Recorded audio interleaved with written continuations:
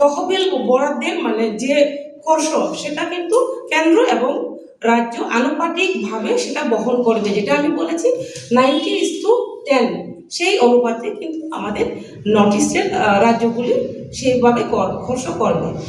তার পাশাপাশি যদি আপনারা লক্ষ্য করেন MGNREGA, যেটা আপনারা বিগত দিনে লক্ষ্য করেছেন, সেই সময় কিন্তু পরিকল্পনার যে পদ্ধতি ছিল সেই পরিকল্পনার পদ্ধতির অভাব ছিল।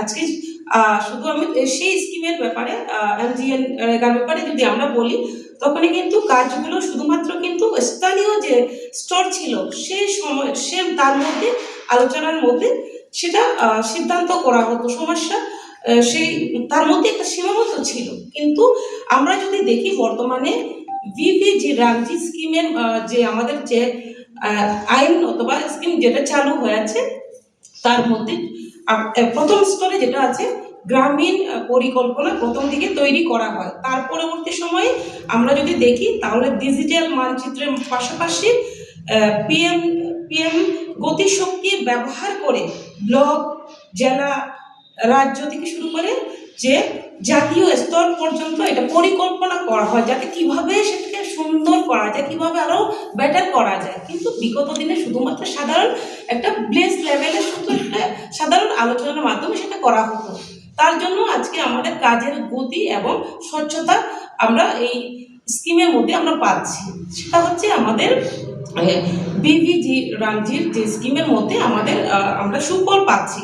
পাশাপাশি যদি আমরা লক্ষ্য করি, যেটা সামাজিক নিরীক্ষণ, যেটাকে আমরা পর্যবেক্ষণের ক্ষেত্রে যদি আমরা লক্ষ্য করি, তাহলে যে বিগত দিনের যে আমাদের যে MGNREGA যে স্কিম ছিল, সেখানে কিন্তু খুব দুর্বলভাবে পর্যবেক্ষণ করা হতো, যার ধরুন সেটার কাজ সঠিক মান উন্নয়ন থেকে শুরু করে সঠিক কাজ সেখানে করাপশন বিভিন্ন ধরনের হতো।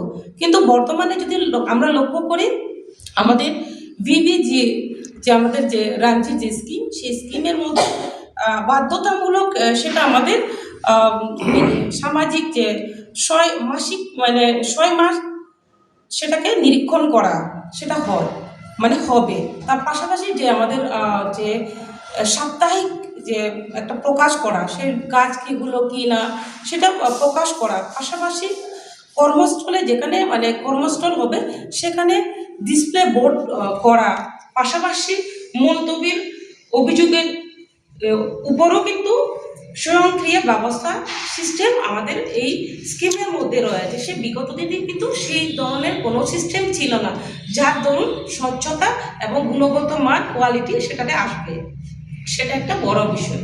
তো আপনারা লক্ষ্য করেছেন যে বিগত দিনে অথবা এখনই বর্তমানে যে কংগ্রেস CPM বিরোধী দল যারা আছেন, তারা সবসময় ভুল বিভ্রান্তি সৃষ্টি করার চেষ্টা করছে, জনগণকে ভুল বোঝানোর চেষ্টা করছেন যে MGNREGA ভালো ছিল অথবা VPG রামজি স্কিম ভালো নয়, বাতিল করা দরকার, এবং এই ধরনের মিথ্যাচার ওনারা শুরু করছেন। সম্পূর্ণ মিথ্যে, কেন প্রতিটি পদে আমরা সেটা ক্লারিফিকেশন আমরা দিচ্ছি, কেননা MGNREGA থেকে কিন্তু আমাদের VBG রামজি স্কিমটা বেটার, কেননা আমাদের যে পর্যালোচনা মনিটরিং সিস্টেমও কিন্তু খুব ভালো।